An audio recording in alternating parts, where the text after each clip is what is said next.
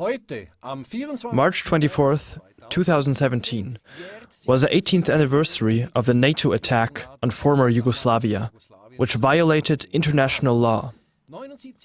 For 79 days, the NATO Air Force attacked Yugoslavia, dropping 14,000 bombs, which killed more than 2,000 and injured over 8,000 people.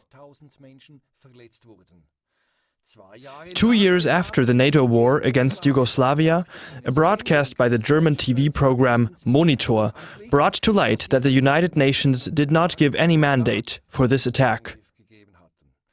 Since, contrary to the claims of politicians from different NATO countries, there was no humanitarian catastrophe which could have proven a criminal offense, also not in Kosovo.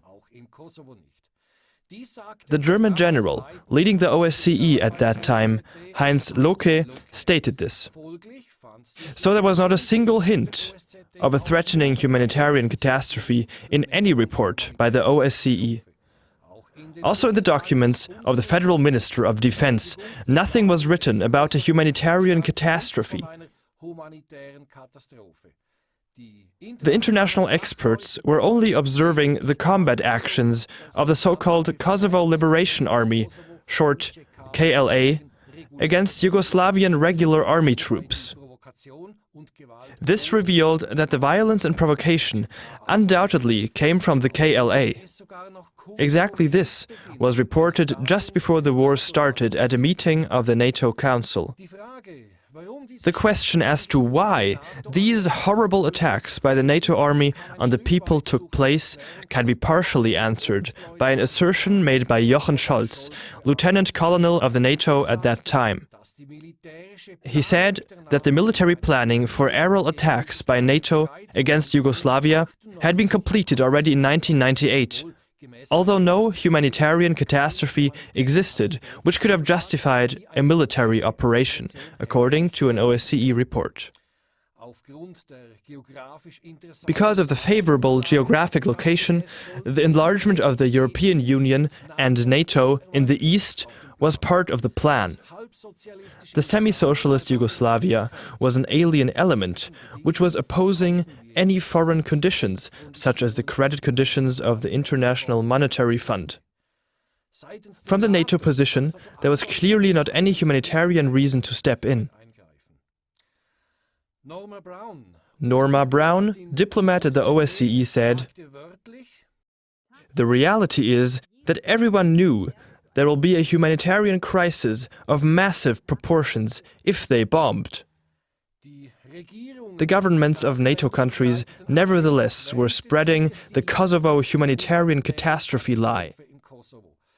Shamelessly, they legitimized the illegal NATO attack as a humanitarian war before the world public. Just how humane this war really was, you can see in the following film. Why? Stories out of a bomb-torn Yugoslavia. The American journalist Anissa Nawai was in Belgrade 3 years ago in order to see for herself what the situation really was. Nawai documents fates caused by the NATO war. During her research, she met, among others, the Serbian journalist Jelena Milincic, who had witnessed the war at close range. The documentation shows how deep the pain is still ingrained in the victims. In this documentation, there is much shocking original footage of the war. It is not suitable for children. The following questions remain. First, how in the world could warmongers unleash such a war against international law, motivated only by power and profit, deliberately conceding to unspeakable sufferings on European soil?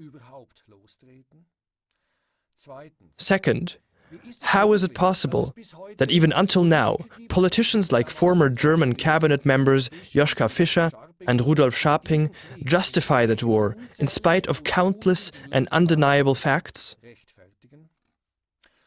Third, and how is it possible that the politicians who were responsible for the outbreak of this war have not been court-martialed?